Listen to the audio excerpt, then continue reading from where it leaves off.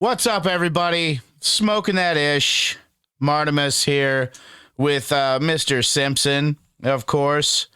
Let's quick shout out D Game, of course, 6923 on YouTube, D Game Podcast Studios, the D Game Podcast itself, and the D Game Podcast host guy, person type thing. Bless you. All right. Smoking That Ish on Instagram, smoking that ish at gmail.com. I may get back to you on there in a month or so. Simpson, best home cultivator I've ever met here with me. And gonna do some quick shout outs, little intro. Simpson, you brought how many different kinds of concentrators did you bring to try? I just brought out 3 different flavors. I like how you said just 3. Yeah, that's fantastic. I just brought 3 different ones for you to try. But then each one has at least 2 to 4 different flavors mixed in with each that. So it's a big. Oh my God! So it's we got one that's a haze dominant flavor. So if this was like a food show kind of thing, this would be like bringing in 3 like elaborate dishes with depth and like flavor layers and fucking absolutely, man. So we're gonna get into that here in a second. We're gonna use a new toy that I got that I'm gonna show you that I got fucking on sale. I can't believe nobody wanted these. I mean, they're not super accurate, but they work fucking nice, especially for like me and her. I mean, I loaded up with a big old fat dab in there, fucking take a big old rip, hand it off. There's still another one in there cooking away. It's beautiful. Excellent. Shout out to Forbes magazine of all people for a little bit of research I got on some shit. Just a little bit, tiny bit, but hey, got to shout them out. Thanks, Forbes magazine. I know you need it. I know Forbes is really struggling for the cash, so they really need it. Hash Hound is hopefully going to be my next interview. Hopefully this Sunday. This is being recorded on a Wednesday when the show was supposed to come out, but I've been going through personal things on my end, getting back into therapy, some other shit, just dealing with some personal issues that I'm getting actually pretty under control. I'm surprised at how rapidly I'm getting it back on track. Normally I shut down for like a couple months when I shut down. Shout out to Mitzel Glass for the crazy pieces they're doing. Shout out to Charlie Hempseed for fighting the good fight, dude. If you're not following Charlie on Instagram, you should be. He's a very intelligent man who cares quite a bit. Cloud9 Vape and Glass and Mitchell, they got crazy. If you're looking to throw some hundos around, they got some crazy pieces in there from God, I think as far away as like California maybe, and as close as South Dakota some of these are made, and they're worth the money, dude. They're beautiful pieces. Get in there and check them out.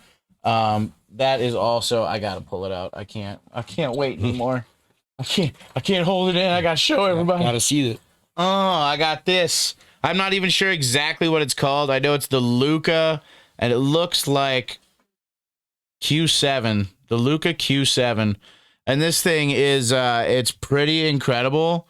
You just set this little part right here. This is a little adapter in case you got a bigger thing, but you just set that metal piece right there. You set it right in, or your fucking water pipe or whatever. You set it in there. You open this little thing right here, and you got a deep thing in there. I mean, deep, dude. You could really load some shit up in there. I think you could probably fit a 0.5 gram in there if I had to say.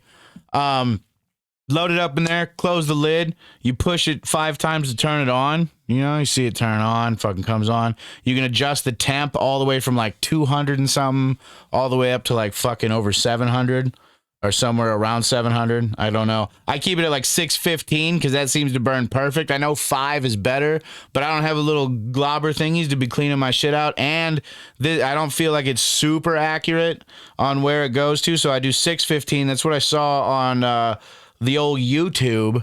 Went on there and checked it out, and that's what a guy who was using them said to set it at, and it works perfect. It burns it all up. You don't really need to clean it all out. I mean, you totally can. It fits one of those little Q-tip gobber thingies, fits in there perfect. But then you just hold it down. You hold down the button, the thing will vibrate. It'll heat up to that temp, and it'll hold that temp for 60 seconds. and then it'll cool back down. And it'll vibrate again when it gets up to temp. So you hold it down, it vibrates to let you know it's heating up. And then you can feel it through your piece. You can feel it when it vibrates again, and you just start pulling. And if you want to, you can kind of carb cap this little air hole on the top. Works real nice, dude. It's I am a big fan, actually. This was on sale at Cloud9 for $70 because he said nobody wanted them. And I don't see why not. It's beautiful. And, you know, you want to travel. I got this. I brought another piece that I got for like $30 at Cloud9. Little water piece I brought just with that because I don't need any fancy banger. I don't have to worry about getting the tip of this hot. You know, when I'm heating it, I don't have to worry about any of that shit. So I can bring just whatever little thing. This little thing because I don't care if it gets broke. You know, I mean, I kind of care. But it wouldn't be the end of the world if this broke. So I brought that, I brought this, and he's got 3 kinds of dabs because he's fucking amazing and always just bringing it. And I also have some other things. Hold on. Wait a minute. I got more shout outs. First off, Cloud9, new dab piece. Superior Buds. Shout out just for doing it right, for being the hometown store, cheapest in the state. You know, right up there with Tea Tree and everybody else is trying to keep it cheap and affordable for everybody. Plenty of halves and zips. Always new stuff all the time. I also brought this Super Lemon Haze Live Rosin Crumble because it's good. So that's always a good reason. Yeah, so I brought that. And then Pure Bliss, the Pre-Roll Kings. I got a Sunny Colfax from them earlier today that fucking almost made me take a nap at 10:30 in the morning, dude. Nice. That shit it's only 22.2%. It smells super sweet, tastes super sweet, but buddy, that shit hits like a truck, dude, okay? So if you get that Sunny Colfax, make sure you're smoking that shit before you go to bed or you're having a real bad day or some shit. From the Hills, the Concentrate Killers, the Super Lemon Haze Live Rosin Crumble. It's a super sativa. You know, you smoke that, and then there's some other stuff that I'm going to want to talk about. You know, we got a buddy on Instagram, Tiny Stems, really going through some shit. Everybody just, if you're not friends with Tiny Stems on Instagram, become friends with him now. Just get on there, support this dude. Good, solid dude. We'll talk more about that, and then unfortunately, we have to talk about a fire. At a pretty prominent not dispensary, but pretty prominent cultivator had a fire that is going to shut them down until probably you won't see any product from them until probably the beginning of the year. Mm-hmm. And, well, if you want to know who that is and you want to hear about that fire, stay right here. We're going to go try out this awesome device and try out some of these dabs that he has brought down. And, you know, if you're not seeing that and you're bummed you're not seeing that, add us on Instagram. Usually, you know, a lot of the smoking stuff and a lot of the promotional stuff, a lot of the just awesome, there's always awesome extras there on Instagram. So check that out, you know, add us on Instagram and hit us up. So we're going to go check it out before I say so any more times. So. Yo, so. All right, we're back, everybody. Do not load a half gram in that thing if you do get one. A half gram was too much. It kind of it threw up into the fucking into the thing we were smoking out of. But what flavor was that we were smoking? That was the Moonshine Haze mix. The Moonshine Haze? Yep. Oh, and is that you? There was like 4 other different. All of these you grew yourself, right? Yep, absolutely. Yeah. So you grew your own Moonshine Haze. Yep. And that's what it came because it hit real nice. Yep. That thing stays hot for 60 seconds, and if it would have stayed hot for 90 seconds, I might have passed out while we were handing that thing around out there. Absolutely. It was pretty rough. But it was very good. It was very tasty. It hits like a frickin' truck, dude. Good God. We'll be smoking some more things here. But I know this I hate doing this. I hate I know I try to like report on what's going on and what's happening and everything, but I hate reporting on like sad stuff. It's just like it brings the whole energy of the podcast down, but these are things that have to be talked about. What are you doing? Oh, she's tapping buttons and flipping things. Oh, goodness. Oh, I apologize for any visual errors or anything like that. Oh, she's just pushing random buttons, dude. Well, you don't even know what you're doing. You could be taking pictures, all kinds of stuff. It won't go into focus. There it is. There we go. Apparently, it's voice activated. Huh. I got Boo Bear working on the ones and twos over there, flipping things back and forth. She's doing a great job. She's worried she's messing it up. She's doing fantastic. Absolutely. Yeah. Yeah. See, everybody thinks you're doing fine. Make sure that mic's up close too, because I tend to be loud. I blow people the fuck out when I'm. I never shut my fucking mouth. Anyways, back to just a couple things. One of them, you are very much involved in, because it's your fault.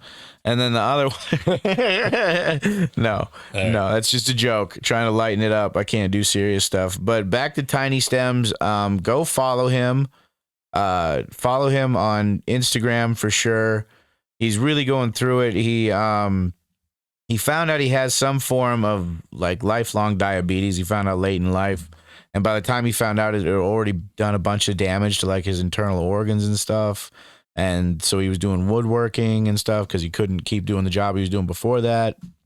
And now he can't do woodworking because as far as I can tell, he's developed carpal tunnel, something like that. So just any kind of support you can give that guy would be really important, you know. He's really going through it right now. So shout out Tiny Stems. Hope everything turns around. Hope everything's going good, dude. Yeah, just keep kicking, buddy. And then another piece of sad news. That's right. We flipped the coin twice, and both times was bad. Another piece of bad news, the fire. And the fire was at Rare Earth Craft Cannabis, where our last interview came from. Greg Larson, of course. And we announced on that show that Simpson was going to be working for them. To do like concentrates and stuff. So now Simpson, you're still gonna work for him, right? Absolutely. Once they get the new facility set up, we'll get something worked out. So. Yeah, and honestly, they had plans for a new facility in case just recreational went through, right? Yep, I believe so. So they're gonna go ahead with those plans since this happened. Yep. All right, so they're okay. So, well, it is a setback. I mean, they had, luckily, they had a plan already set up and ready to go. That was, that's pretty much going to, it's going to be a bigger facility, 6,000 feet, they said. Yep. It's going to allow, what, are you going to get your own space to do concentrates? That's what he had told me, that they're going to try to find a nice my own little nook to work on concentrates and all that kind of stuff. And hell yeah. Plus along every other thing else I can help out with. A laboratory, we'll call it. Yep, for sure. Yeah. Yeah. That's fucking sweet, dude. So at least it's still going. Let's see. I had some information on the fire. Unfortunately, it happened the day after the podcast, the day after we recorded. Or maybe the day after it came out. I'm not sure. It was the day after it came out. Day after it came out. Episode was so hot. He must have left it on repeat on one of the computers or something, a laptop in there. Probably what started the fire, really. The episode was just so hot. I can't be serious, dude. It's such a shitty fucking thing that I wish didn't happen. And I can't do anything about it, and I'm not set up to handle problems that I can't fix.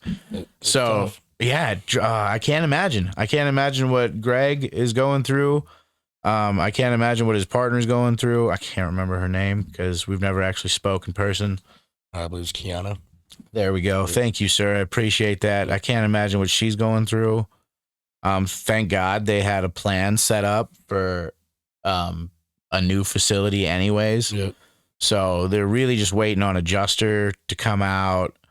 And then they're working with a restoration company, aren't they?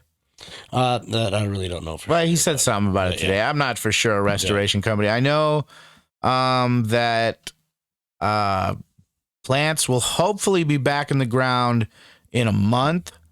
Soonest products will be out probably beginning of next year if everything goes perfect. Which fucking who knows in this industry. Yeah.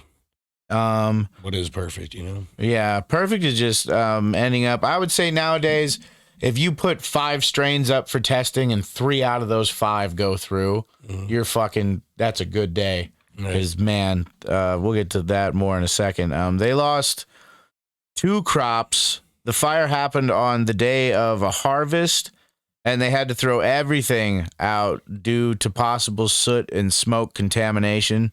Yeah. It wasn't safe. They lost all their soil, which cannot be replicated. You cannot replicate that soil because it had gone through a process of him getting it to where it was. Absolutely. Once it starts to be reused again, the whole breakdown of the nutrients just starts to go into a whole level of availability for the plants. So being able to start from scratch is, it's tough.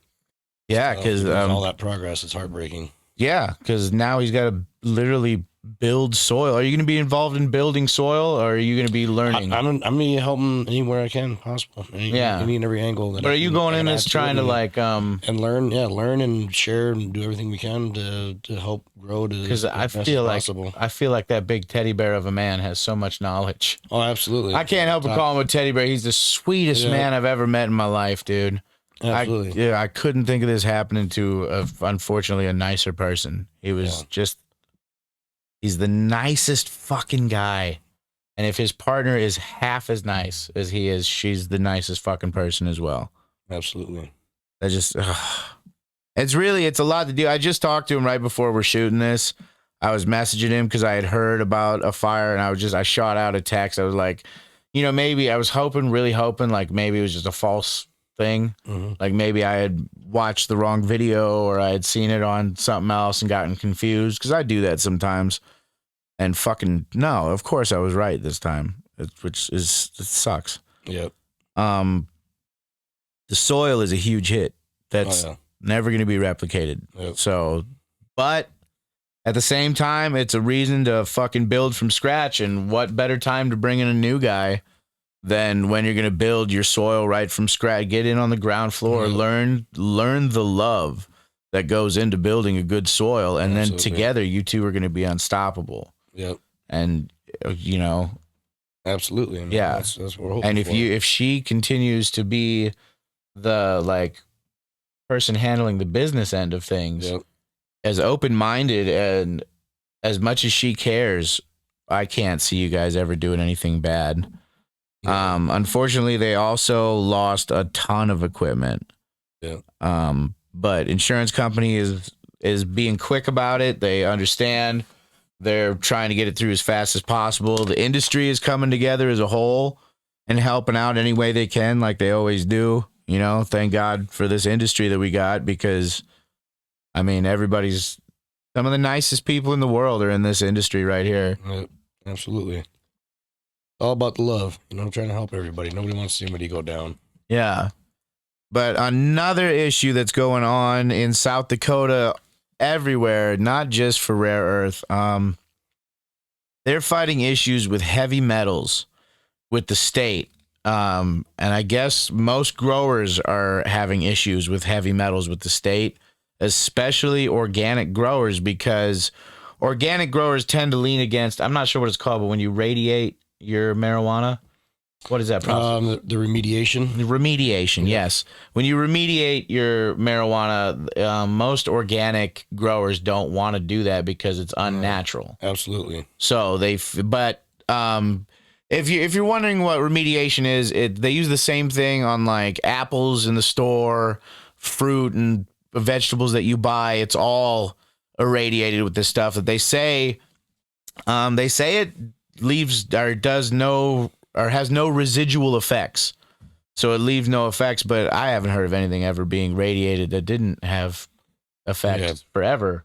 Even if you get a little x-ray thing, but it's probably a different dose of radiation. I don't know shit about the scientific end of that, so I'm not really going to jump on either side. I know it makes organic growers uncomfortable though. Yeah, anytime you're doing anything unnatural is definitely not welcome. Yeah, and if you do it natural, like if you just expose it to, like, let's say, ozone radiation, Yeah. well, that does leave residual. That does have a residual effect. So that would, not be good. So you can't even use the more natural way because it's not effective. Yeah. Let's see. As much as 50% of the marijuana in South Dakota right now that's going to testing, as much as 50% is failing for heavy metals. That's crazy. That's what I've heard. That's just, I don't have any proof to back that up or any big numbers to back that up, but that's what I've heard from people who are sending things in, who have talked to other growers. Not everybody is willing to talk to me, Right. Because a lot of these, especially the really good growers, like to keep their shit private. They don't even want people to know who the fuck they are, so, but that's what I heard. As much as 50% is getting rejected for heavy metals if it's not treated, Right. if it's not remediated. That's how you say that, right? Prior terminology. This may lead many people to assume, like, the heavy metals people might think maybe the soil's bad in South Dakota or the state has some issue, but it's more to do with the strict regulations on heavy metals put forward by the state. Because in other states, like, I don't know if you've been, I haven't really been to any other legal states. I've always been kind of stuck in South Dakota. But like Colorado, Nevada, Washington, they allow up to 2,000 parts per million heavy metals in their marijuana products. And in South Dakota, we only allow 200 parts per million. So that's literally 1/10 of what these other states allow. But wouldn't that make the marijuana safer? Like decreasing the heavy metals, doesn't that make it safer? Or is that too small of an amount to really give a crap about? Oh, well, I really haven't done the research to know how much heavy metals start to become toxic in the body. But one thing I do know is that by continually reusing the same soil over and over again, especially if you start off with using like a hemp crop a few times, it's going to pull a lot of those heavy metals out of the soil naturally. You'll be able to just discard those first few crops. And by the time you get to a batch of soil that's probably a good few years old, a lot of that stuff's not even going to exist anymore. So if you got soil and let's say you're growing a big thing and you can't just bring in, like, let's say bone meal or some shit and start throwing it around because it'd be a ridiculous amount. But you could essentially grow a couple rounds of hemp, just run fucking 2-3 rounds of hemp. I don't know, test in between. Yep. And the hemp will literally pull that shit out. That is what it does. It detoxifies the soil. It helps, does a natural remediation of the land.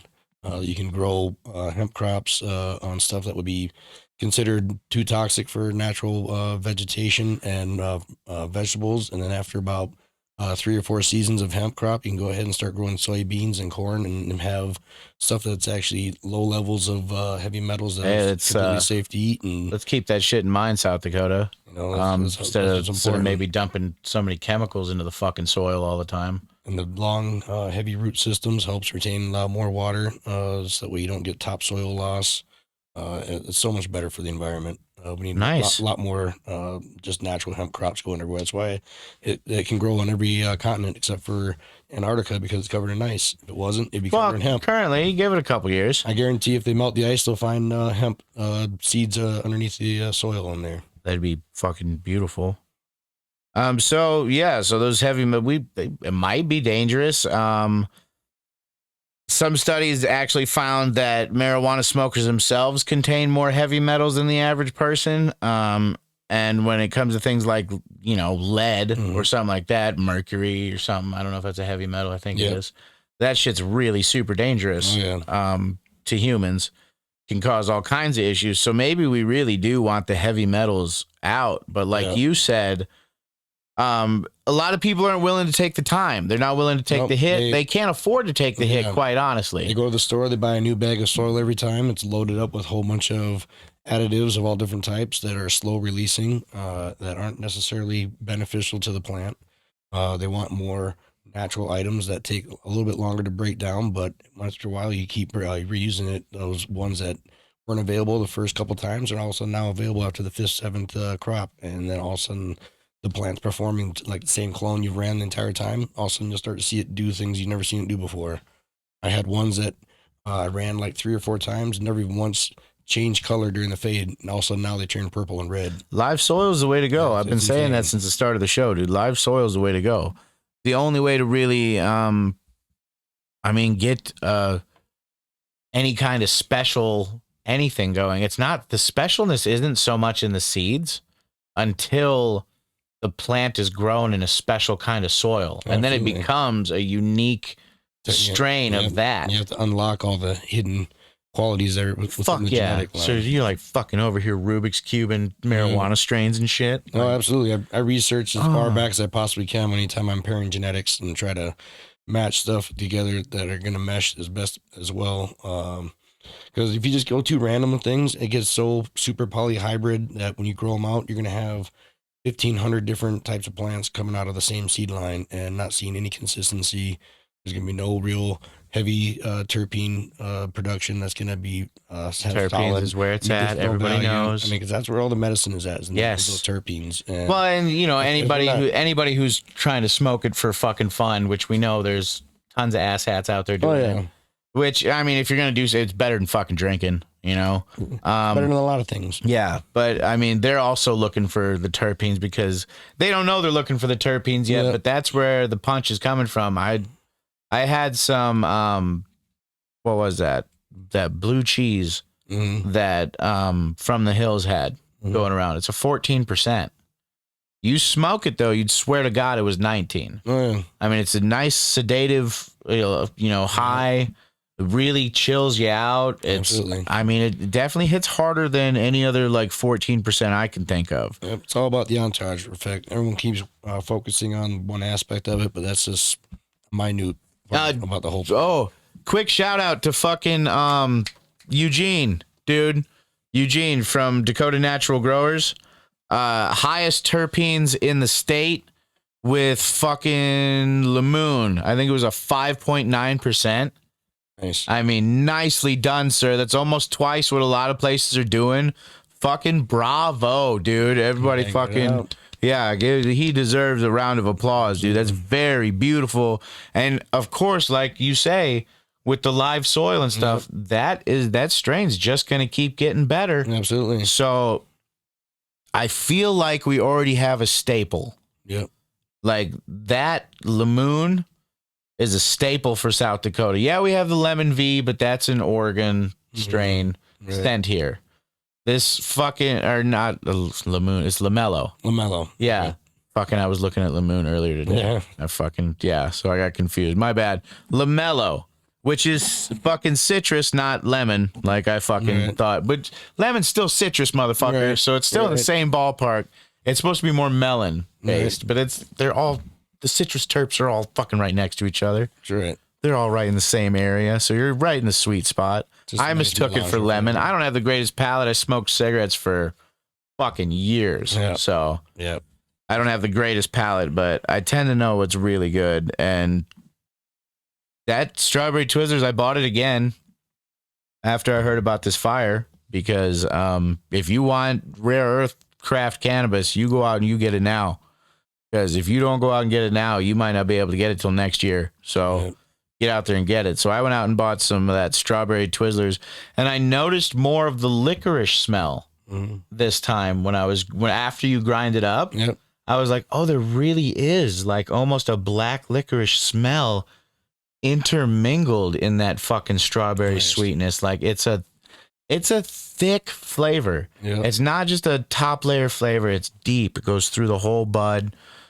I'm fucking super excited to see you pull those flavors out and make like a more intense version of, because the work you do, sir. What was that one we smoked again? That was a Moonshine Haze. Moonshine Haze? Yeah, fucking that's how good it was. I can't remember what the hell it was called. And it was very nice. But yeah, back to that piece we were smoking out of. Don't put a half gram in that. It will throw up on you. So that is down. He's brought a rig though, so we're good to try the other two. Just with all this and like I said, you can, let's wrap this thing up real quick. I said, like, Yep. you can radiate your weed or remediate, Yep. But I mean, how comfortable are people with smoking irradiated weed? But now that you know, like, hey, all your apples, oranges, everything you're buying is not organic, and maybe even the organic shit. I don't know how the rules are set for that food stuff, but all your food, fruits, vegetables, shit that you're buying is all remediated, all of it. So your marijuana is going to be safer. And let's say, it kills mildew and mold and shit. Well, if you guys, let's say you're dying of lung cancer, you got super sensitive lungs, and they give you marijuana for whatever. Or if you have any kind of cancer and you smoke some kind of mold or mildew and you get a lung infection. Absolutely. I mean, that could be the fucking end for you. That's it. Or anybody with, like, let's say an immunodeficiency disease like HIV or something, that can be the end, dude. So, I don't know. Maybe remediate your buds. I know there's other people that are, if you really want to keep it natural, though, you can't. People are uncomfortable with it. They don't want to smoke it. If you really want to call yourself an organic, all natural company, you're going to have to find, if your land's got too much heavy metals, you're going to have to run a couple rounds of hemp on there to pull it out and just naturally get rid of it. If you really want to stay organic, that land is not lost. Yeah, no, it takes time. A lot of people don't have the time and the money to put into it, but once you do, it's well worth it. Like, hopefully you got like another area you can still grow in. Keep cycling while you're cycling them back and forth. Maybe even cycle it. Like people do corn, soybeans cycle, maybe we start cycling. You grow a couple good crops of marijuana there, and you got to grow a layer of hemp to keep the heavy metals out. I know that if anybody is going to figure it out, it's you two. Right. You guys are definitely going to figure it out. All right, that's all I had on here. And after we come back, I'm going to actually do an interview with Mr. Simpson here.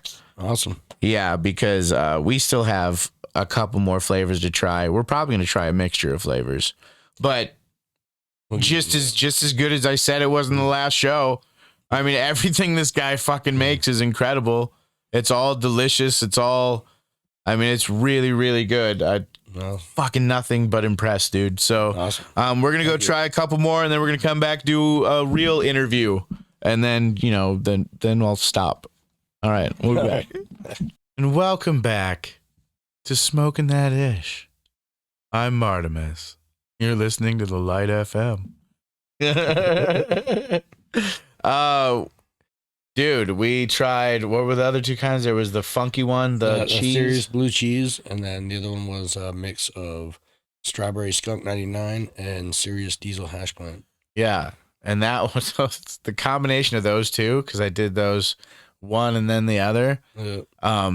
That almost put me to sleep, dude. Oh, I got a fucking dark face. I didn't notice. Can't see my ugly face. Man, this is going to be messed up for the last part of the episode. People are actually going to see my stupid, ugly face. They're going to be like, oh, God. All right, man. First part was so much better. But after I smoked those almost put me to sleep, dude. And then we finished up with way too big of a dab of fucking that super lemon haze. That super lemon haze shit is like crack, dude. That stuff is like I'm still just stoned to the bone, like they used to say. Yeah. But I'm fucking like as soon as I hit it, I fucking got up after I was done coughing, got up and was like ready to go. Like I don't know, it for real gave me energy. I feel like just like that lemon V. If I smoke it, late at night, you're not gonna be able to fucking sleep, dude. It's gonna, if you have issues with insomnia and shit, fucking cut those off when it gets dark out, except for in the wintertime. Then in the wintertime, cut them off at like fucking 7 o'clock. That's why they call them the sunshine terps. You take them during the daytime. Keeps you moving along. They really do. I mean, that's a kick in the ass when you got to go in the morning. But if you have anxiety problems, maybe Maybe Yeah, stay yeah. away from those until, like, you know, you get home from work. You're like, I got to clean my fucking house. Yeah. And then, you know, that would be a good one. Not a good one to go be around a bunch of people because it makes you like hyper aware. A little bit. Yeah. Still just, dude, your stuff is absolutely gorgeous. Just, Well, thank you. yeah. I mean, as far it's all homegrown stuff. Like, it's incredible the things that you are able to do. And you don't have like, I know I don't want to really call Rare Earth a big company. Right. I mean, once you join, it's going to consist of 4 people, I think, altogether. Yeah. So I don't want to call it a big company, but it's big to me, and I hope it's big to other people. I'm gonna let this get a little bit more personal. I hope it's a big deal to. It's a little too personal. I hope it's a big deal to people in South Dakota too. That I hope Rare Earth really matters to them because they're doing it right. They're doing everything they can to make the most pure and organic 100%. I mean, just as good. And it's so smooth. Yeah. The stuff that he grows, doesn't matter what strain you try, none of it's going to be harsh. None of it's going to be, it's all super smooth because nothing has been added to it or had to be taken away for it to pass. Right. But the heavy metals thing, like you said, yeah. Maybe it was a good thing that they are going to start over, and because they already had the new facility, they got you coming on, so they already have an extra pair of hands, very educated, and I mean with the same state of mind as them, the same goals, you Absolutely. know, which in this industry is hard to find. Almost everybody wants money over everything. Yeah. And to start with a small company like that, especially being the 4th person, they had a fire, you know, and not jumping ship. That's commendable. It's commendable. And everything, I feel like everything's going to turn out for them because, I mean, he's genuinely just such a nice guy. You care so much. You can tell in every flavor of dab or concentrate, or even that other episode where you had brought the flower, and I mean, everyone was just this terp, that terp. It was just punching you right in the face. It's really, really good. Appreciate that. Yeah, it took me many years to really get that fine tuned to pull all those flavors. I appreciate getting to be here when all this happens, dude. Switch to that other camera again. Yeah. That is better. I need to hang something back there too. That black wall is just not doing it for me. We need some kind of tapestry or something back there. The one that's behind me all the time. I mean, shout out Cloud9, because dude, that's where I got it. So the wise owl. I feel like it'll help me not be as stupid. So, you know, it's an owl. And if the Illuminati's ever trying to chase me down, like, hey, I like Owl God. You guys like an Owl God too, right? Something. I don't know. Oh, dude, you got to watch more. What's that guy? Alex Jones? Yeah. You got to watch that guy and not take him serious. That guy fucking. The thing is so many people that listen to him are like, yeah, and fucking just like, and it's. Yeah, you can't. Treat like, it like it's hey, the gospel of the Lord. Well, hey, there's reality and there's rumor, and the fucker has been right on some weird things. Like he did say that they worship this owl god and all this stuff, and then he snuck into like one of their meetings, and they worship this big owl god, and it goes way deeper than that, but they do legit, and it's fucking, you know, but that's all supposed to be secret. It's part of this secret club, and fucking, it's just secret stuff to that club. Like, leave them the fuck alone. Let a bunch of rich guys fucking have the same rituals that their grandfathers did and shit, and let them do that. Let them have it. Why? Who cares? Fuck it, dude.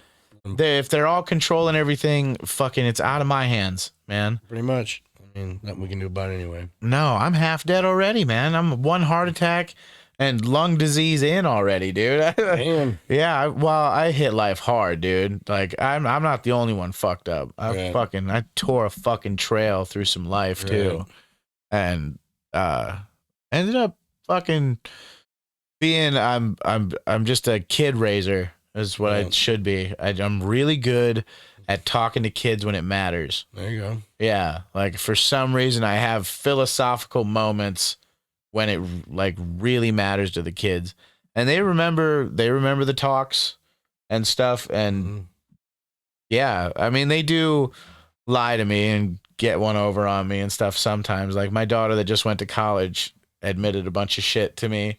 And I knew half of it, dude, at least. Yeah. You know, if not 3/4 of and it. Suspected the rest, you know. So. Yeah. And then the rest, yeah. So it wasn't that big of a shock. She didn't do anything fucking horrible. There was a couple times she drank when she was in high school and she didn't tell me. And she smoked weed with one of her friends when she was in high school and didn't tell me. That was the big. Terrible. I was like, oh my God. Yeah, and you give me a minute on this one. Process this. Yeah. A lot. And she's pretty responsible. Sometimes when she drinks, she's not as responsible. She kind of lets loose when she drinks. She's going to have some good friends with her because fuck, I feel like later on she's going to be a fucking handful when she drinks.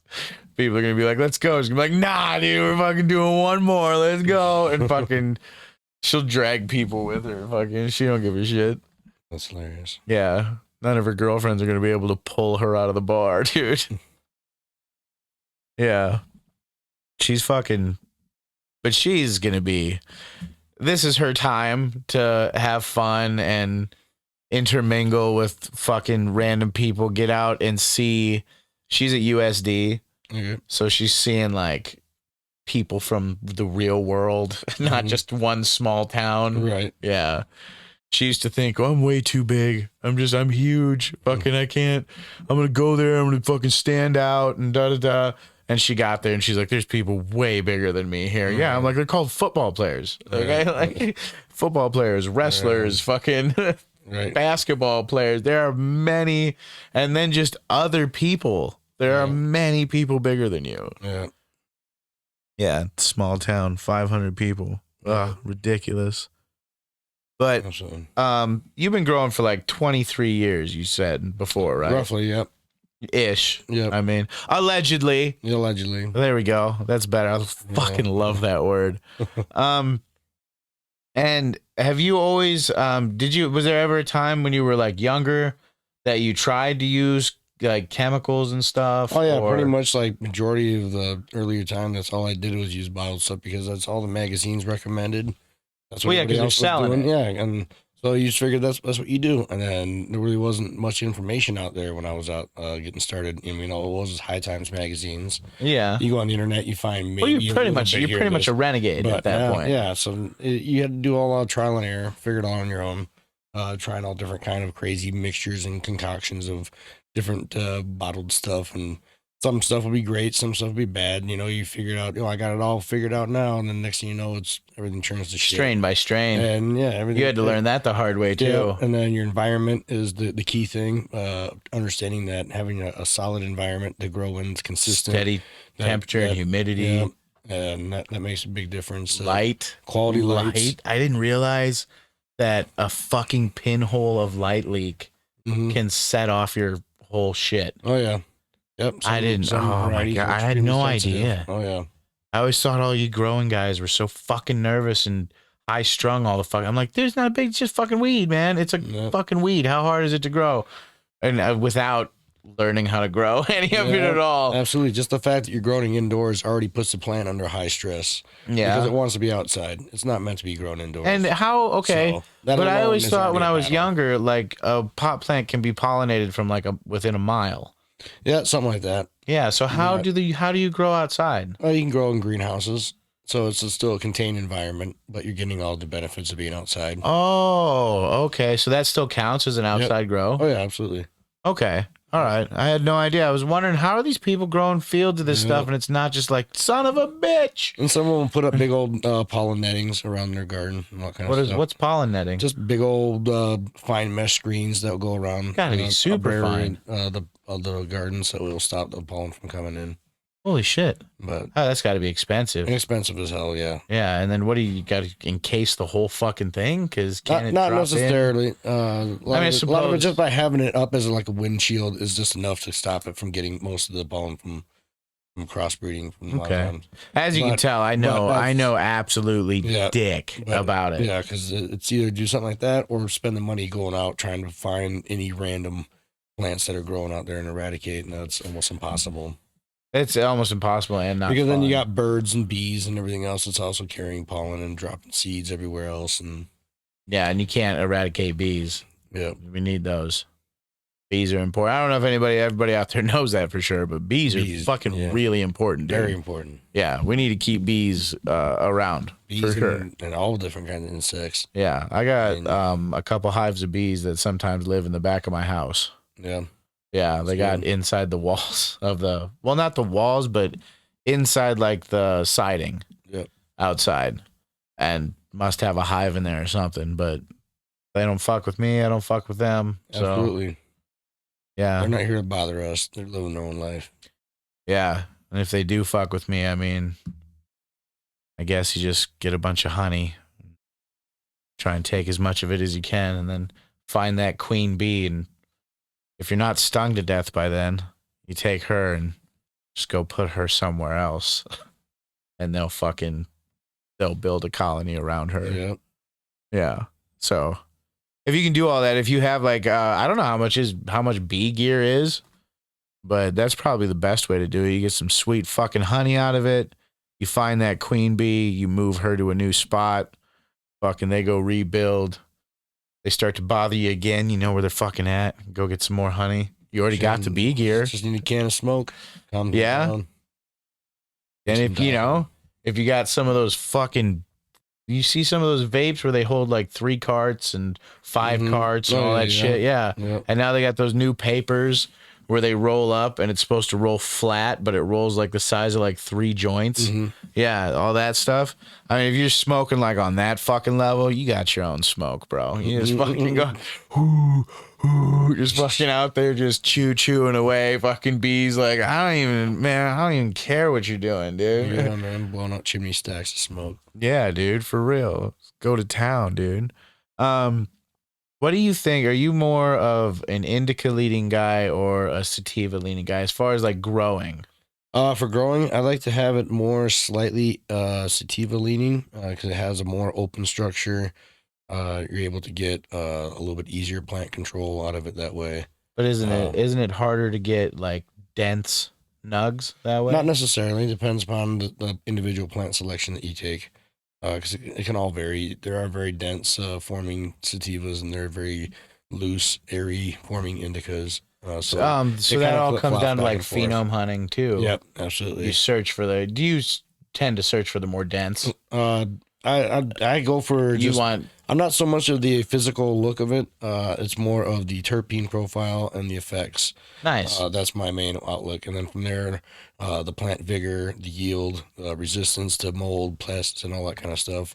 And any of the kind of stress factors you can put underneath it that the plant will be able to handle without popping out hermaphrodites and being able to not completely fuck What kind up of the things whole plant. make it like herm out? Usually light leaks is one of the main things. That's the thing where the pinhole of inconsistent watering and nutrient levels. So if you even like are consistently forgetting to water and then just like if you let it get too dry and then come back and do that cycle too many times, or if like the plant starts to wilt and then you water it so it bounces back. And if you end up repeating that cycle too many times, that can cause it to hermaphrodite. Using the wrong temperature of water. No shit. Yep. Like too cold? Too cold, too hot. Watering at the wrong time of day, depending upon what kind of plant you're growing, because those really super sensitive equatorial sativas don't like water being given to them at the wrong time of day. Because if it's too hot and you water them, they can really stress out the roots and completely fuck off the whole plant. They almost like burn it. Yep. Okay, so the same thing like happens with corn. Pretty much. Yeah, you water it during the day, fucking shit gets torched. Yeah. Okay. Um, damn, dude. While there's other plants that they're extremely rugged and you can do whatever you want to them. Toss them up against the wall and they'll come right back, perform perfectly for you. Yeah. So it Well, all varies. yeah, but you don't want to risk it. I don't imagine too many people are out there bouncing their plants around going, I mean, just this a figure of speech, you know. There's just this one's good enough for soccer, dude. Yeah, I mean, they can handle heavy nutrient loads without the plant getting all messed up, you know, and all that kind of stuff. and how do you do like natural nutrient loads? Like, Just based on your soil mix, you know, what you put in there. You can put in a little bit too much amendments, too little. Based on, you can tailor it to different varieties. I just do more of a general mix, but I always grow in a constant pheno hunt method so that everything I'm growing is a different plant. So whenever you look in my garden, you see a whole bunch of plants in there. Every single one is a different strain, different pheno, different whatever, and they're all able to feed off of that same nutrient mix, and most of them will perform pretty well. And based on my you grow into one those, plant batches. uh, one plant, no, like individual, yeah, for each individual plant, I don't grow multiple plants of the same variety at a time. One. It's just one run most of the time. And if Beautiful. it doesn't show me what it's got in one run, then I just keep on looking through that seed line. And a lot of times in the vegetative state, it will show me a lot of things that I need to know of whether I want to keep it around, if I'm going to keep digging deeper into that genetic line, if it's something I want to pass on, because there's a lot of different fragrances that come off of it. You're like a fucking appearance. You're like a fucking weed guru. No, you know, call it whatever you will. No. I don't want to give myself labels. No, I'm doing it. Yeah, you're kind of like a weed guru because it's not knowledge or shit that you've read or anything. Yeah. You say shit like I let it show me what it had, and fucking Absolutely. to me, I would be like, the plant has been the best. to me, teacher. I would be like, fucking, what's it doing? I'd be like, what's it doing now? Connecting to the plant and being able to understand how it speaks to you is vital. A lot of people have a hard time doing that, and it's one thing that's really tough to teach and explain to people because Well, it there's can only different come signals. with time too. Absolutely.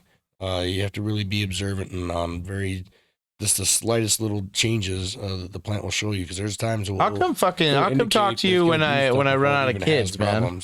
When my kids are all out of the house, then I'll come talk to you because I'll have all that pent up like fucking nurturing shit going on. There you go. And I like plants. They don't say much. Yep. Plants are comforting. Plants they don't say much. I mean, they say it in other ways, you know. They say stuff like fucking, you know, stop doing that, or no, not that, or fucking, you know. They got their ways of letting you know that you're doing something they don't like at all. And when they're doing everything right, they're happy as can be and giving you the best medicine you can possibly imagine. That's the whole point, dude. I mean, when it starts breaking down to more, because right now it's still, you know, this one's good for this, and this, and this one's good for this, and this.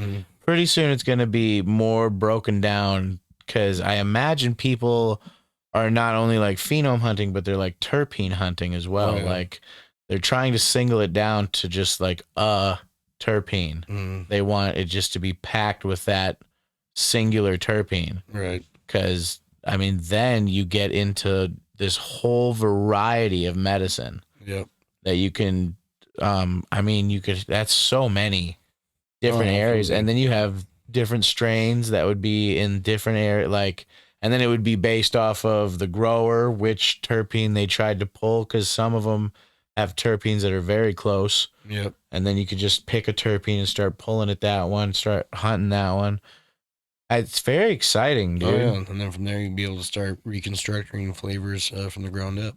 Yeah. And it's like the possibilities right now in the marijuana industry are almost endless, because, I mean, I feel like there's a big money grab coming, and it's going to be a hard push, and fucking shit's going to get wild for a minute. And, people might get confused on where to go, who to buy from. I mean, if it's remediated, which almost all the weed that's hitting the dispensary is, you should be fine, according to studies. You should be okay. I don't know dick because I'm not a scientist. Mm-hmm. I don't know if the hat gives it away. No medical degree inside of the head wearing this hat. At least not this one.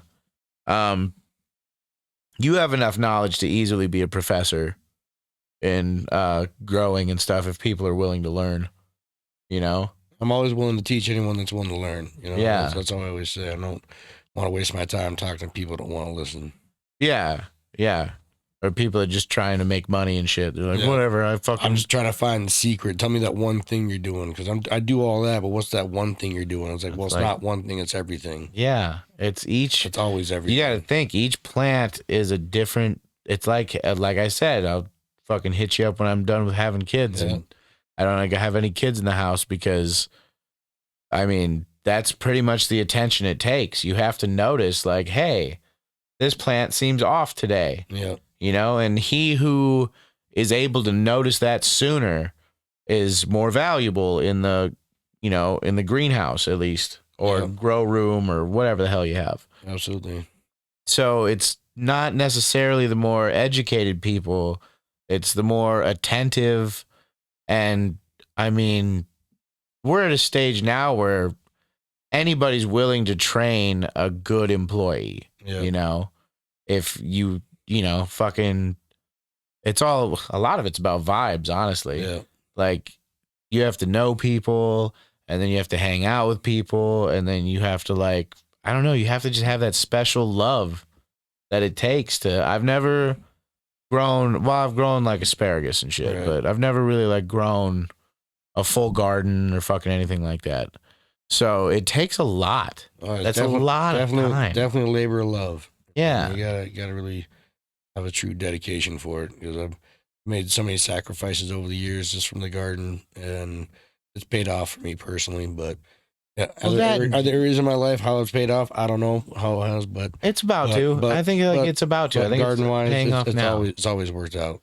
I think now it's paying off. Yeah. Like, now is when you're gonna get what all of this was for, because your stuff is so nice and clean, and it's always beautiful, and it's every kind, and it's every strain that you grow. There's so much care and love in each individual thing, and you guys combining all that together is going to be absolutely. That's going to be. But fuck, we got to wait until the beginning of the year before even flower, and then, I mean, your job doesn't really. I mean, it begins before that, but your specialty isn't really going to be enacted until there's some extra flour to fuck with, and you can really, like, because you start pulling the flavors out of this rare earth cannabis, dude. It's I'm gonna start selecting some new phenols, and you need a nickname or something. You're gonna need a nickname. Simpson's not good enough. You need a nickname.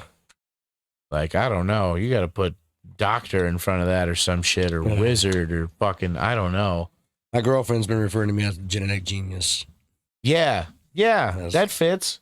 That fits. Mr. Simpson, the genetic genius. You got knowledge that you can't just T-shirts made and stuff like that. So, fuck yeah, dude. Yeah, fucking for sure, 100%. I want a T-shirt when you make one.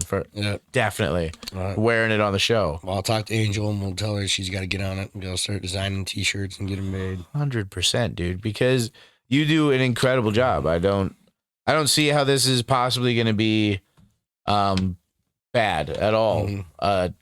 The fire was just, I don't know, maybe, like, people say stuff about phoenixes coming out of a fire. I don't have anything smart like that, but fire is like cleansing too. So maybe it's just, a new start. I know, fucking the timing is shit. It always sucks. It's never a good time for something like that to happen. Yeah, timing is shit, dude. Nothing till next year, so no, you're gonna miss all the holiday stuff when everybody's, I imagine some people are buying their friends with, licenses. They're gonna buy them weed for Christmas, right? Because, I mean, what else would you want? Exactly. Really?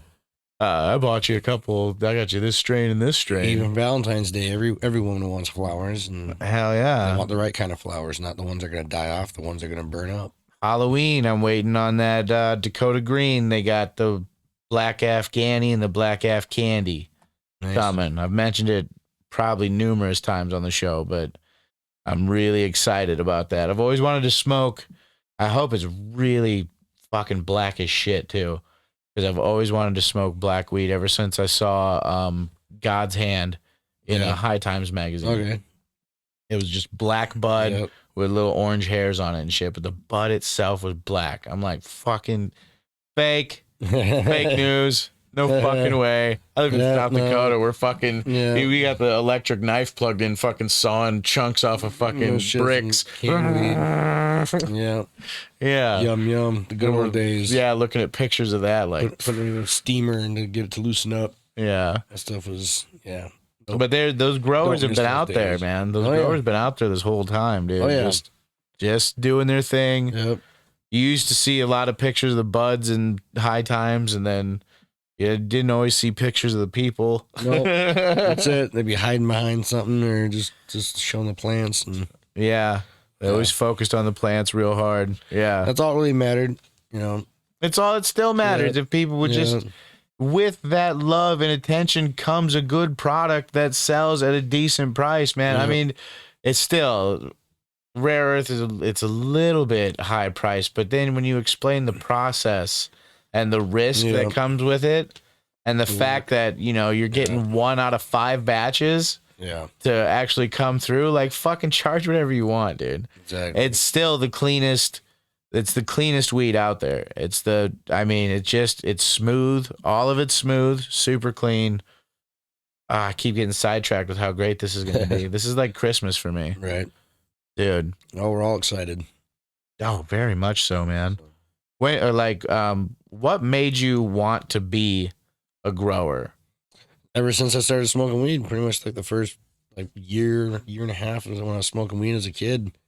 And you're finding seeds, and it's like, well, I can grow this shit myself. Why am I buying this stuff when I can grow it myself? The only downside was I'm living in my parents' house, so I couldn't really do anything. So I just spent the whole time. From the start, the idea was there. Yep. And then after that, I just spent the whole time just studying and researching it, more about the history and as much stuff as I can about it. And then once I moved out of my parents' house, bam, it was game on, No shit, set up in my closet and just started going at it. First time I ever grew. I started 12 seeds that I got out of some bag weed, and that was some Cali stuff. Only 2 plants were female, and out of the total harvest, I got half ounce of weed. And even though it was a complete shit happiest half ounce ever, it was, I don't know, kind of. It was just more of the learning experience. I learned so much just off that first grow than everything that I read prior to that point. And so, because most of that information is, unless you get your hands into it, is doesn't really mean shit to you. And that's another thing with the limit on how many plants home growers are allowed to grow and stuff like that. Like, you don't understand. Oh, sure, I'm allowed 3 plants, but what if fucking none of them turn out? I'm asked out. I'm back at square one. You gotta allow more. I'd say fucking probably 9. Just so that you can have 9 to start. Yeah. They're not necessarily all going to turn out. Yeah. So, but you should be able to start with 9 so that it comes down to a reasonable number. Because like you said, you ended up with 2, got a half ounce your first try. Yeah. I mean, seeds are way better now. Yeah. The genetics that you have access to now is exponentially better than what it was before. Because at that time, all you could do was order this stuff out of the back of a Cannabis Culture magazine that came out of Canada, or you can get stuff that came out of Amsterdam. And then you took the risk of it being lost in customs. 9 times out of 10, the stuff would never even show up. Yeah. If it did, they'd be crushed.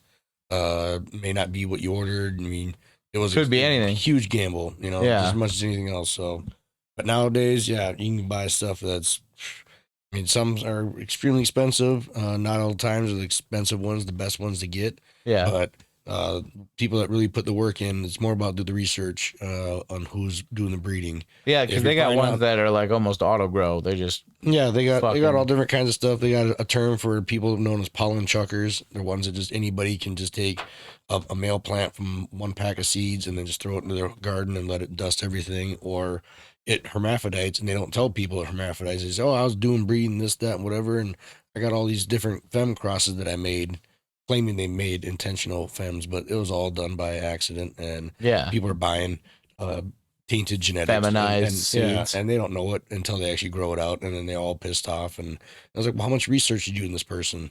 How much documentation did you actually see in their genetics and what they're growing out? People don't have testing? time for that. And go. It takes you 5 minutes. It takes me. I'd rather I'd rather do a level of Candy Crush, man. Yeah, People never have the time, that's man. That's the problem. Yep.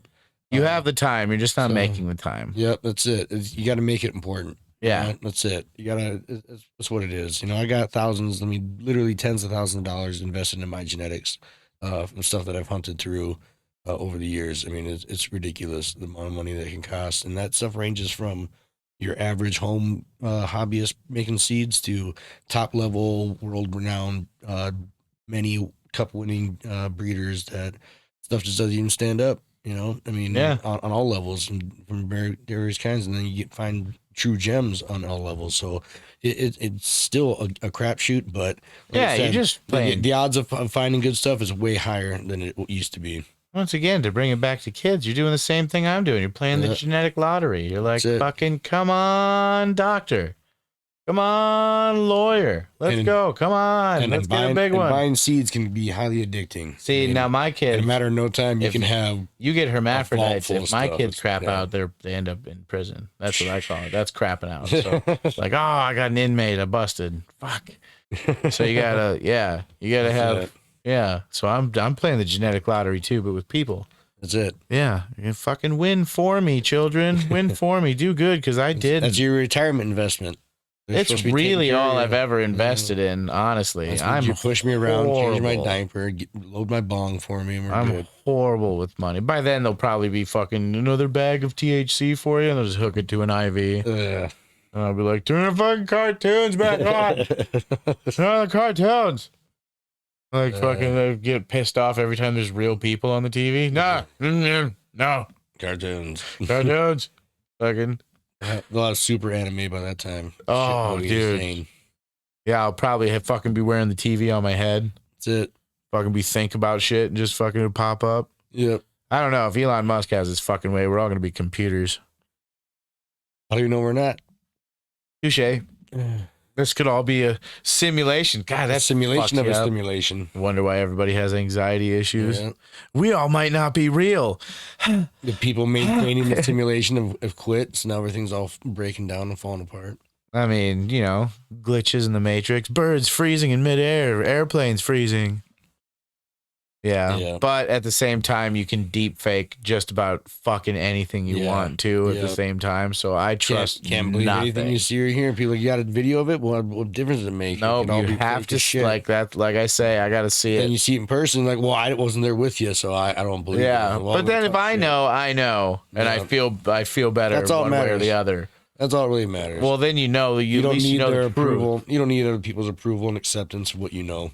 God, dude, if I did, holy shit. I mean, kind of for the show, I guess. But anybody that's, listening to me fucking ramble on for as long as I have, fucking more power to you, because I'll go forever. I don't have an off button. But yeah, with the fucking, when was the first time you grew something that you actually wanted to show somebody? Shit. Like the first time you grew something, you're like, I got something special. I got to really brag about it. That took probably at least 5 years of growing before I really had something that was like, man, check this out. And that came out of some seeds out of Minneapolis. It was a friend that was growing up there, and his crop ended up getting a few seeds in it. It was Northern Lights cross blueberry. Northern Lights was everywhere back in the day. Everybody had Northern Lights, dude. It was the bomb. Yeah, if you had money when that shit came around, man, you could get some nice, sticky Northern Lights, dude. It was the premier strain for indoor growing because it had very low odor to it, so that it took very minimal effort to... Is that why it was everywhere? Crop. Yep, absolutely. Oh. And then brought it into a lot of stuff, and that's why skunk phased out over the years, because everything shifted into indoor growing. Well, everything that stinks, now because it's legal, now skunk is making its comeback because people don't have to be so covert about it. So thank God. I hope you grow something that's just fucking gross. I don't even like going. I'm working on all kinds of stuff. Like, I don't even like going in that part of the room because it makes me want to throw up. I'm working on our own prairie skunk, something that's a real South Dakota original. The South Dakota originals, man. As many South Dakota originals as I can create, and that's what I'm working on. I saw the one I had from Pure Bliss, the Sunny Colfax, I think is an original. I can't find it anywhere on the internet or anything like that. So I think that one's an original. I don't know about other ones because, I mean, people have been telling me names of fucking weed forever. Right. And half the time I'm like, I don't give a fuck. Let me smell it. Yeah, it's literally in the thousands, hundreds of thousands of varieties out there. Yeah. Infinite. I mean, there's so many And out there the that people, possibilities, like I said, are you think of people that endless. aren't even on the internet. The old hippies out in California that never even got on the internet. They got hundreds and thousands of varieties. Some of them guys, some of them guys living up in the hills, they got to come out and teach somebody before they die. Exactly. Yeah. They'll hand it out to someone. Supposedly that's where the whole cookies craze came from the old man in the mountain out in Cali. Yeah. Shared a clone to the Jigga and the other guys from the Cookie fam. And it was only meant for them to actually just try it out and see what they thought so he can get some feedback to see how he was going to work it. They grew it out. It hermed out. They ended up growing the seeds out of that, and that's what ended up becoming Girl Scout cookies. Holy shit. And it was because they brought it over to Burner. Him tried. He got done eating some Girl Scout cookies, smoked a joint, and goes, "Man, this tastes just like Girl Scout cookies." Well, no shit. Thank God you weren't got done sucking dick. You're like, "Oh, it tastes like fucking dick and balls, man. This is fucking nice, man. Yeah, this tastes like salty cream, dude. It's fucking nice. I love it." Oh, what is it? Oh man, is this some of that fucking sweet dick? Love it. I love smoking sweet dick. Love it, man. It's like Filipino boys. Great. Don't fucking edit that out either. God damn it. I shouldn't have put that in my fucking brother's hands. Oh, terrible. That's going to be a fucking... He has any free time, that'll be a meme almost immediately. That's hilarious. Oh, shit. He's that kind of motherfucker, dude. He would. Yeah. So, 5 years before you had anything you even wanted to tell anybody about, dude. Yeah, because before that, it was all just... it looked like amateur homegrown stuff, and it wasn't like I wanted to only look like professional shit. I just wanted to be impressive. I don't want to be ordinary stuff. And then after a while you're sitting there growing weeds, like, well, I don't want to grow stuff that's okay and just something I can be happy with. I want to be blown away every time. Yeah, how can I make this better? If I'm not completely fucking blowing myself away with the quality weed I'm producing, why the fuck am I even trying? So that's always what I shoot for every time. And everyone says, "So is this your best stuff you ever done?" It's like, I haven't even seen my best. I don't even think I've gotten there yet. We're barely scratching the surface. That, and after like a few years and so many strains, it's hard to compare to like ones that were 5 years ago and shit. Oh, yeah. Because they keep evolving and all that kind of stuff. And weed itself, unless you still have the clone and keep running it, you don't know. It's hard to say because the grow techniques change. Everything changes. LED lights bring out so much more out of the plant than what regular HID lighting does. Really? Oh yeah. Because LED lights produce at least 60% of usable light for the plant, while your standard HID lights, your HPS and metal halides and all that kind of stuff, and compact fluorescence and all that, you're only getting about 15% usable light. No shit. The rest of it is all just heat energy produced that all has to be used to compensate. Oh, so the quality of weed is exploded with the LED light. And the light that's produced out of the LEDs is a straight 90-degree angle, so it shoots straight down onto the plant. So you're able to get a direct footprint underneath that light versus HID just cascades light everywhere. So you have to use hoods to try to gather it and collect it and reflect it back down. So that's why a lot of it gets lost, because any reflected light is not even usable for the plant. Yeah, what a waste. People put mylar up on walls and white walls to help. I saw, back, and that doesn't really do anything for the plant other than make it more brighter in the room for the person to see. But by the time that light hits the plant, it's not even usable. It's so diminished that there's nothing. Yeah, I follow a guy on Instagram, Floro Farm or something like that. I think he's in Florida. Might be California based. I don't know. I follow a lot of people that have to do with cannabis because I like everybody's different ideas. And he hangs pictures of that his son has done, like some of his artwork and shit, is fucking, family shit. And people were getting on him about not having these reflective surfaces to save this light and all this stuff. And he's like, fucking, not even trying. He's like, fucking, I'd rather, even if it does save an extra 15% or 5% or whatever the hell the people were telling me. Like, even if it does, I'd rather have these pictures up here while I'm down here than that stuff. And it was like I reposted it and was like, yeah, dude, like telling people fucking just because it's the way you do it doesn't mean it's the way everybody has to fucking do it, you know? All you have to do is ask them, what's the science behind that? And it's all pseudoscience, or as people might say, bro science, which I personally don't care for that term. It already has a term as pseudoscience, so you just call it as it is. Yeah. Well, they call it bro science because people get a lot of it from Joe Rogan. Right. Well, and that's what they started calling it. Well, it's not him. He has people on. And if you want to start taking some of their words seriously, maybe look them up and see like some other shit. A buddy of mine used to ask me, well, what paper did you read? And who was it by? Like, did you read a scientific paper on it even? Or who researched it? Did you just hear somebody just say it and go, oh, so-and-so said it, it's a fact. It was a meme. I saw it on Instagram and Facebook. And no, if you really want to know something, you got to look it up. Shit. And there's so much, so many people are so lazy.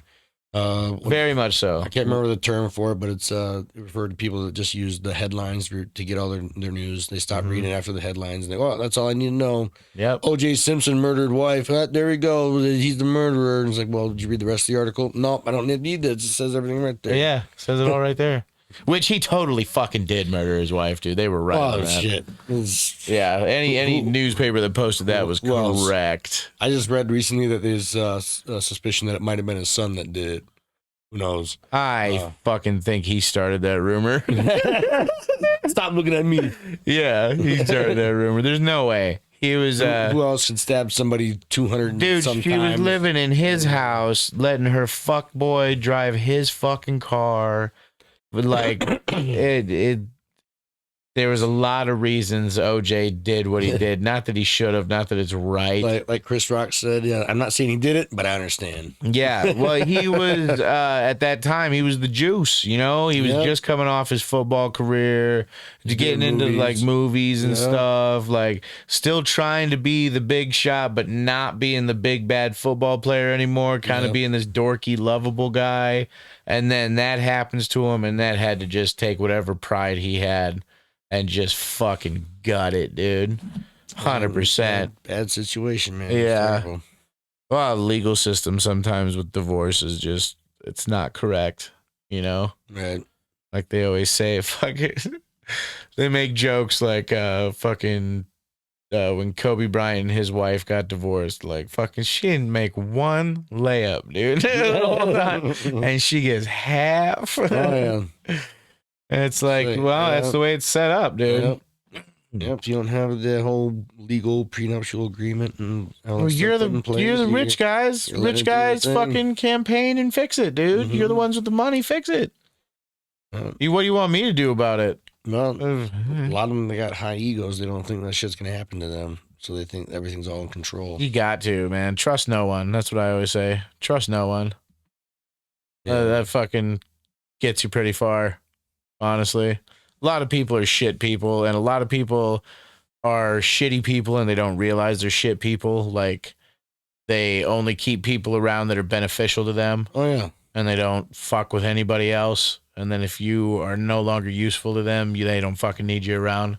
Right. I've met quite a few of those people. But at the same time, since I am going back to therapy, probably, but after this comes out, since I am going back to therapy, that's something that I have to look at, because one of the issues I had before was I expect other people to act the way that I act. Right. And that's not realistic. No. To put that on everybody and then be disappointed when they don't act like that. Like when they don't have the same moral values or shit like that I do. Like lying for real to me is like the worst thing you can fucking do, because it now I have to reevaluate everything you've ever said. Yep. Once you're caught in a lie, fucking it could all be fake. Right. It's I don't know. Has to do with shit that I'll probably get into in therapy, Right. Oh, fucking goddamn, dude. I hope my therapist is ready to like write a book, dude. I got some shit. If she just recorded it and wrote it down, I bet it'd be pretty good. Pretty decent. Right. Be a fucked up read. I'm sure they all keep in their journals. Hell yeah, Put it in dude. their private stash. I mean, honestly, I hope so. Write some fake shit involving my real shit Right. and give me something to relate to. That would be fucking awesome because there's not a lot of shit out there for me to relate to. Right. Yeah. So, shit, I encourage that. Fucking give me a fake name, Morty. There you go. Fuck it, dude. So, how did you come in contact with Rare Earth? Actually, it's through a mutual friend. Like my tattoo work is friends with Greg. No shit. Yep. Oh, yeah. Because Greg was doing some tattoo work himself. He was doing some of his own stuff that I had no idea. It was, yeah. Fun way to pass the time. Yep. Oh yeah. Getting some ink done. Paint session. I didn't realize you guys had enough free time to do that. Fucking growing all the time. It's just, I could see it's easily becoming OCD. Yeah. With your plants and your grow. You get a good routine set up, especially as you expand out to doing more stuff. It's could be, a bit much over your head at times, but then you get it all figured out. Yeah. I'm a real, organized in my head kind of guy. Once I start seeing the situation, I'm able to start comprising a more efficient way of doing things. That's what I did at the restaurant for years, and functioning chaos. Was able to do the job of 4 or 5 people at a time when everyone else is all trying to figure out how to do one thing. Yeah, you just functioning chaos. Running around, like running circles around everybody. It was crazy. Pissed off a lot of people when they found out I was fucking high the whole time. Yeah, that's the thing. A lot of people don't understand. The people who've been cooking your food, especially the people that cook your really good food that you like. A lot of those people are high as fuck, dude. Smoking a lot of weed. And that's how they get the best at the flavor combinations. Yeah. Their palates are more invigorated from smoking weed and shit like that. It also keeps you more creative and calm. Yep. So where you're able to care more about your job. I was talking to the guys that were renovating my parents' house, and they said that they had the same thing that I found when smoking weed would work, is that it helped you focus on the task that you're doing, so that way you could block out all the external shit that would normally keep you distracted from doing what you're doing and get yourself injured or keep you from actually completing the job. And this way you can just stay laser focused on one thing, because your mind's more of a one track set. It's like, oh, I can only do one thing at a time. And yeah, like I always tell, that's why before when I'm trying to get myself to be able to go back to work, because right now I can't control my temper, really. Yeah. I don't. It's not so much that I can't control it, but I don't know when I'm gonna be cool and when I'm not. Right. With this stuff, I planned it in advance, and this is even if we were doing it live, this is kind of not real. There's not really 100 people or whatever that are going to watch this episode. There's not really that many people in the room right now or anything like that. It's not real, Yep. So it makes it easier, but this is not a fucking paying job. I'm not, I don't feel like I'm personally entertaining enough to fucking have a bunch of people watch and shit. I like to dig for information and stuff. We tend to get goofy and just fucking run off on rambles. Absolutely. But I don't know. I have genuine interest. When did you start to learn that live soil? When did live soil become a fucking thing, or has that always been a thing? That's always been a thing. Really? Back in the earlier days of cannabis and getting the really good dank weed, they didn't have bottled nutrients that were just sold over the counter and stuff, so they had to grow it that style. Regular organic amendments and all that kind of stuff, and come up with their own recipes. You would kind of know. And different communes and all that stuff had their own genetics and recipes and all that kind of stuff. So you had to just kind of know already. You had to be part of people and then be trained and taught how to do that kind of stuff. Damn. Either that or you just already applied other organic techniques that you use with your regular garden with spices and vegetables and fruits and all that kind of stuff. And they just find out what works. And thankfully for those people that put all the hard work in, it made it a lot easier for us nowadays. Oh, yeah. Like you said, you spent a lot of time researching. Oh, yeah, absolutely. One thing that helped out was learning a lot about people over in Afghanistan and Pakistan and Middle East in general, and how they're able to handle the harsh environments and be able to grow these mammoth plants and get awesome crops to be able to Yeah, produce there was some excellent hash. wicked shit coming out of and Afghanistan. and one of the things they explained about was part of the downfall to modern cannabis over in the Western world is the use of bottled nutrients. That what they found is that it actually strips the plant's ability to produce the natural medicine that it can do by using organic crutch. inputs. And so that it's like using steroids and weightlifting. Sure, it looks nice, but it's not natural. Yeah, it's not natural, and you can't maintain that. And you're gonna be sick. You're gonna die of a horrible disease because you Or did all that heart shit. attack fucking way early. You're 37 years old. Well, I made it to fucking what? How old am I? I'm like, hold on, carry the one. I'm 38. I made it that far before I had a heart attack. I had a heart attack not even a month after my birthday. Damn. Fuck yeah. I'm glad you're still here. I mean, alternative would have been fine. I mean, when the lights fucking went out because before they did the surgery, like I fucking just went out and it's fucking all right, man. Like dying's okay. Yeah, it's okay. It's not anything to be super scared of. No. The last thing I remember feeling is that everything and everyone is gonna be okay. Yep. And then that's it. That was it. And fucking whatever happens after that is whatever happens after that, man. I mean, fucking if that's the way the lights go out for me, hopefully in the future or something, that's how my last few seconds go. Yeah. I'm totally cool with that. I'm not afraid of it anymore. Yep. Yeah. No, there's definitely nothing to be afraid of. There's many ways to get in connection to your spiritual side in this realm. It'll get you fully prepared and make you 100% not afraid to pass on. DMT. DMT, psilocybin, LSD, mescaline, pretty much any of those heavy psychedelic drugs. LSD, you got to be careful. Ayahuasca. The original guys that make LSD, those dudes died, didn't they? No, I don't think so. That was Albert Hoffman. And I don't think he died. He's the one that ended up taking a strong dose by discovering it and going on his bicycle ride for 12 hours around the, I can't remember what city that is. Oh, that was that guy that fucking touched it. Yep. And fucking didn't know. Yep. Because they originally synthesized it and researched it and they saw nothing in with a it. lab. So they just put it aside. And then all of a sudden one day he said it came to him to go ahead and research it. And he's sitting there playing with it and it splashed on him. And he's like, whatever. And then all of a sudden, bam, he's tripping his balls off. All of a sudden, bam, bam, bam. Can't remember if they figured roughly how many hits it was, but it was probably somewhere like around the 100 hit dose. It was a large amount. I remember that. A lot of acid. But I thought those guys had gotten old and died. The guys that originally started making acid. Everyone gets old and dies. But. Well, yeah, but I thought they had.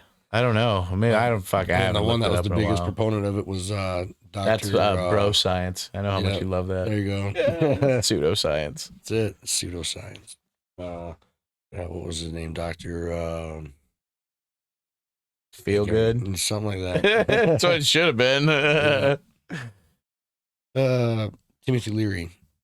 Dr. Timothy Leary. And he was the one that really pushed a lot of the LSD trials back in the days in the 50s and 60s.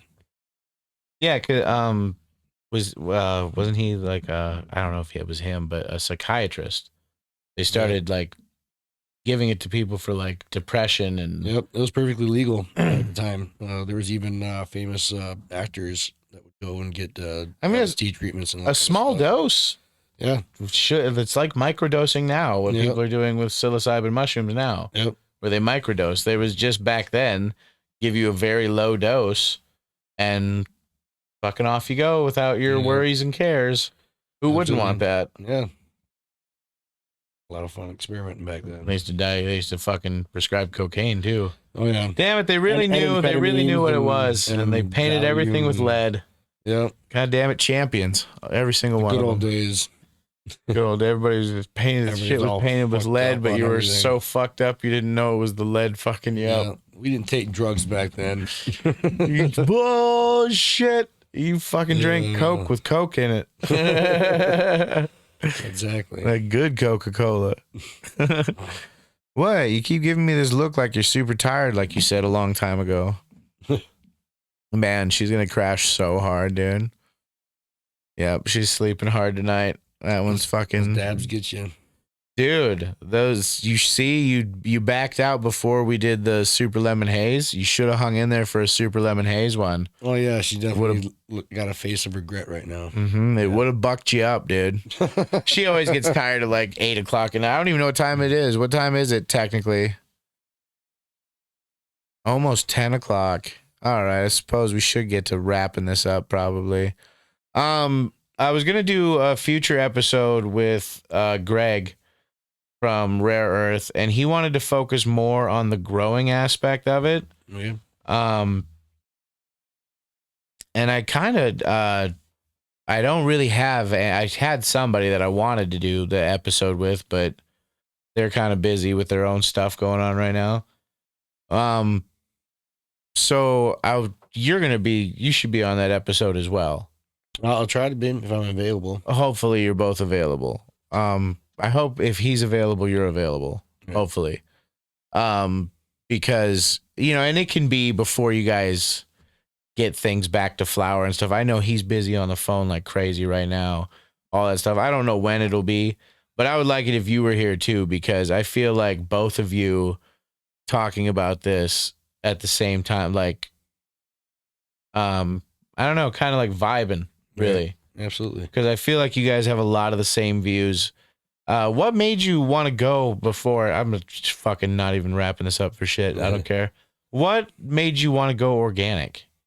It was just after failing at so many different bottled nutrient brands, kept jumping from different brand to different brand and just not getting that flavor that really popped. And then I had a buddy that ran some super subcool super soil recipe and the stuff. The flavor was just amazing. And so it didn't involve chemicals and shit? No chemicals whatsoever. And so I just went ahead and I just switched all my stuff to full on soil. And then it's kind of more of a hybrid of a super soil, living soil kind of thing, where I can top dress or not top dress, use compost teas, guano teas, a whole variety of different things. Guano's fucking is the shit. Yeah. Boom. Pun intended. Fuck yeah. Yeah. I mean, that's where you're gonna get lots of flavor with guano teas. No shit. Yeah. It's fucking effortless. Can't stop doing it. Yeah, it is the best. And there's also proper ways of using it. There's improper ways of using it. Improper ways of using everything, I think. And early days when I tried using guano, I was using it the wrong way and was easily fucking my plants up. And it's like, well, this guano ain't that great. And stop using it. Guano's bullshit. Once you come back and understand the right ways to use certain products, that it makes a huge difference. And is that like always the way that's posted on the bag? No. No? Okay. No, it's not. Yeah. So you can even that it's just easily access information. But you could also that's also advice that there's another way you could be making. I just keep thinking about all the information you have. You could be a consultant for some of these companies and be like, fucking, you need to put this on your bag, dude, because doing what you said doesn't always work, and this works more often. Yep. It's way more efficient and saves a person money and time from being able to use it they're not always going to want that. They're not always going to want them to save money. Right. But maybe maybe with that knowledge, they could then start selling smaller bags. Yeah, they usually restructure their marketing system. Yeah. That way, so that way they're able to keep maintaining their profit margins. Yeah, but you could be an advisor to those people because that's information you can't really pay for, dude. You don't really get that in a book. You don't really... You get it in fucking somebody's old journal fucking somewhere, or you just figure it out, like you said, growing with the plant, instead of trying to like aggressively force the plant to give you something. That's it. It's kind of like a dance with the plant. You're like, fucking, give a little, fucking take a little, figure, Yep. It's really poetic. Growing marijuana. Yep. Yeah, it's just, like I said, the possibilities are endless. And my questions are fucking endless. So I'm going to have to cut this off, go get something to eat, fucking get home, make sure my kids didn't burn my house down. I mean, if they did, I hope they got out. Right. And I hope they remembered to grab the rabbit. If you fuckers forgot the rabbit or the lizard, you're fucking, you're going to have to go to church. Oh, shit. You're going to have to go to church. I can talk to somebody about it. An extra grabby priest. Yeah, fucking A. Extra grabby. I want him fucking giving you hugs for no reason. There's fucking nothing. Oh, Jesus loves you so much. Nothing under that. Nothing under that robe. When he fucking walks, I want to hear it slap. Fucking. We're wearing that big white robe for the ceremonies. Fuck yeah, that's what I want. Fucking fear. Fear. It's how it used to be. Goddammit. I like more Old Testament style stuff. I'm not a fan of this fucking do whatever you want and then at the end go, my bad, Jesus. And he's like, come on. You're the fire and brimstone type. Kind of, but I'm more in the middle. I don't want it to be, because by those rules, fucking Hitler could be in heaven. And it's like, I don't really want a heaven with Hitler in it. I don't really want a heaven where he's qualified to be in it either. I don't feel. I mean, that's supposedly ultimate forgiveness, but it didn't used to be like that. We started that. That's you made that up. But the very idea is pretty subjective, though. One person's idea of heaven is another person's idea of hell. So yeah. So you kind of go like I said. Fucking lights just went out and everything was peaceful, and I was cool with that. Like. Fucking, and then I imagine it's just the for chemicals. all you did die, and you're now living in a different realm that's parallel to the one that you were just in. I've had so much anxiety about that, dude. So much anxiety about like, did that world I was in end, and now I'm in a fucking different world? Yeah, because maybe in that world, Bill Cosby wasn't a rapist. Yeah, he never was. He never did get in trouble in that world. But like she even says, I'm not the same person I was before. I had shifted. Well, not even the heart attack, but I had OD'd on these fucking drugs. Big long story, just fucking being stupid, and I haven't been the same person since. And I also thought that was a time where, like, because I was incoherent for 5 days, I don't remember shit, and then I just kind of like came back as we were driving in a car, like came back and started remembering shit again, and fucking didn't know why everybody was so mad at me. Everybody was pissed. I'm literally fucking. My sister, I think, was driving, or my mom was driving, one of the two, and I was in the back seat. And I looked, and I was like, "Why is everybody so fucking mad?" And my sister turned around and fucking tried to jump over the seat and fucking just started swinging on me, dude. Oh shit! Yeah, and I was like, "Whoa, whoa, whoa, whoa, whoa! What the fuck happened, dude? What happened? Why is everybody so mad?" And then I had to fucking be told what happened and all that shit. That's the worst. Yeah, there's a couple times life's reset on me. I mean, I got knocked out a couple times when I was a kid, multiple head traumas, all kinds of shit. Yeah. OD'd on drugs when I was in fucking high school and shit. Fucking. So there's probably like 15 times that this shit could have been reset. Yep. Oh, you motherfuckers are fake. This shit ain't real. But at the same time, dude, they're that AI they're developing for video games, where like it's gonna think for itself. So like your kid, if you have kids, I have kids. I hopefully don't have kids that young, but they're fucking still at that age where it could get them. The AI in the game is gonna be so smart. You're gonna have your headset on and shit. You're gonna be walking through a crowd. Or something, see a guy with like a weird hat, be like, "That fucking hat looks stupid." And he'd be walking, be like, "What the fuck you say? Hey, what'd you say? Come here." And then fucking, say that. And then they'll remember that interaction. And eventually you're going to develop friends who aren't real in a fake space. Yeah, that's crazy. Okay, well, if you go back to that theory that everybody has, well, if we ever create a fake AI universe that you can go into, then we must have been in one the whole time. Yeah.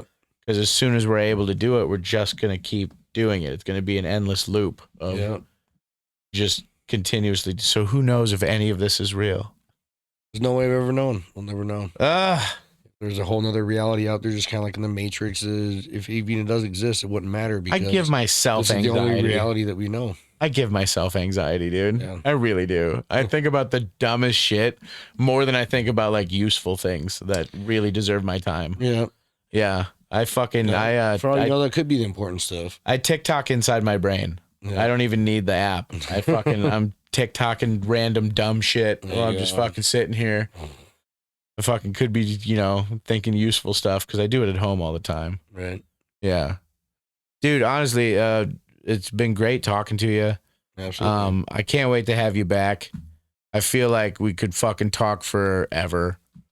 Well, I could. I never shut the fuck up. But I can't thank you enough for doing the show. It's a pleasure being here. Mr. Simpson, sir. What is your Instagram? Simpson 475. Simpson 475, dude. Check him out. All love to Tiny Stems and Rare Earth. Everybody at Rare Earth. Fuck, man. I really hope everything turns around for you guys and everything goes super well. Sorry if this episode drug out a long time, and if anything we said upset you, or if the length of this episode upset you, or if the fact that I sweat the whole fucking time I'm on here because it's kind of warm in here and I'm a little bit of a fat guy upsets you, or, the fact that I didn't talk about certain things or talked about other things too much, or if the fact that I have a red hat upset you, or the fact that this outro is going way too long upset you, remember, you can't be mad at me or him for whatever we said when we were smoking that ish. We'll see you guys later.